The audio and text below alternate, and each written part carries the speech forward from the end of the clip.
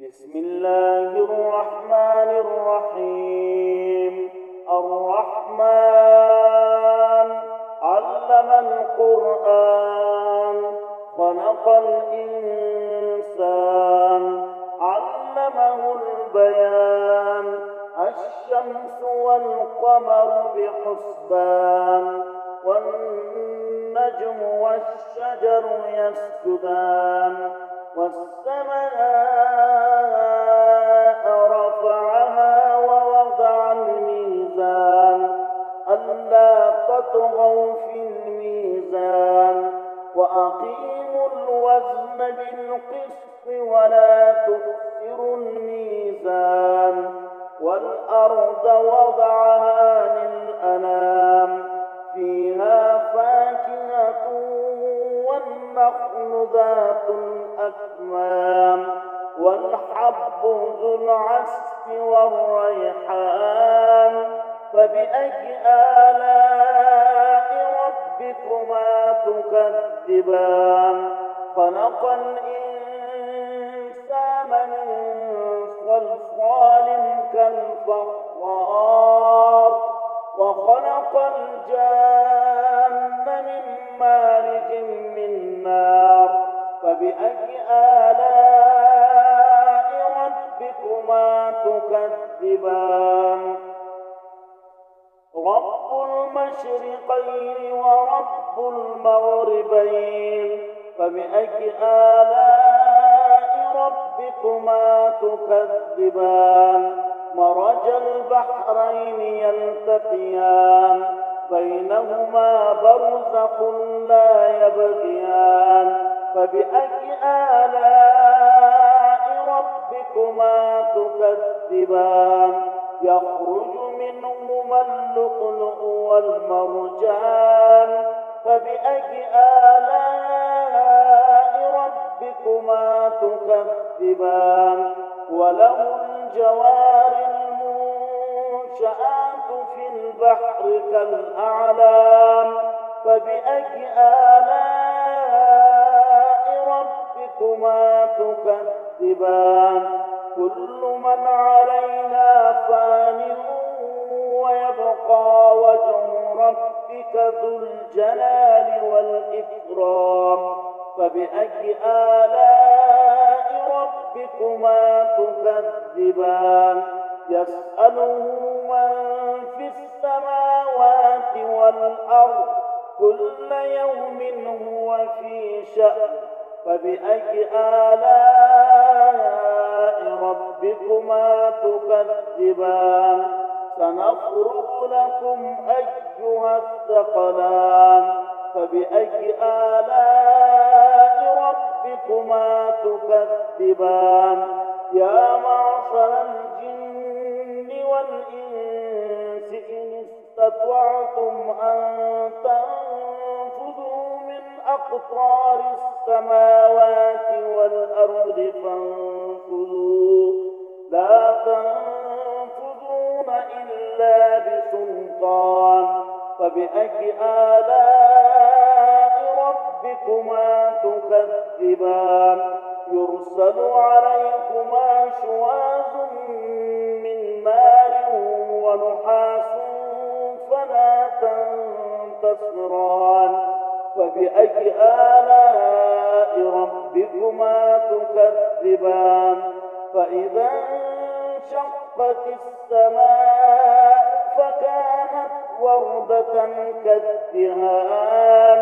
فبأي آلاء ربكما تكذبان؟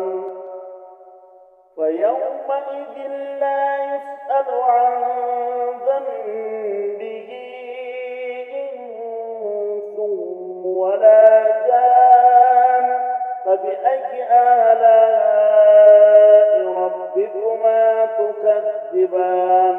يعرف المجرمون بسيماهم فيؤخذ بالنواصي والأقدام. فبأي آلاء ربكما تكذبان؟ هذه جهنم التي يكذب بها المجرمون. يطوفون بينها وبين حميم آن فبأي آلاء ربكما تكذبان ولمن خاف مقام ربه جنتان فبأي آلاء ربكما تكذبان ذواتا أفنان فبأي آلاء ربكما تكذبان فيهما عينان تجريان فبأي آلاء ربكما تكذبان فيهما من كل فاكهة زوجان فبأي آلاء ربكما تكذبان متكئين على فرش بطائنها من استبرق وجنى الجنتين دان فبأي آلاء ربكما تكذبان فيهن قاصرات الطرف لم يطمثهن إنس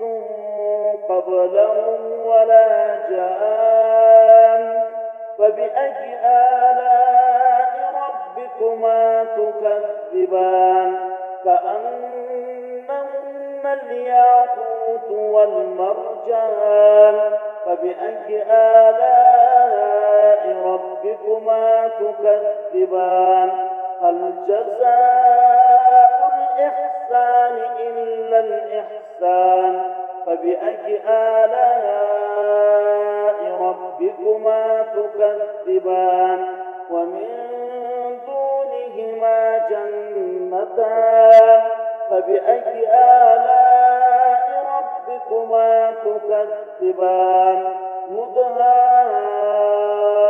مدهامتان فبأي آلاء ربكما تكذبان فيهما عينان نضاختان فبأي آلاء ربكما تكذبان فيهما فاكهة ونخل ورمان فبأي آلاء ربكما تكذبان فيهن خيرات حسان فبأي آلاء ربكما تكذبان حور مقصورات في الخيام فبأي آلاء ربكما تكذبان لم يطمثهن إنس قبلهم ولا جان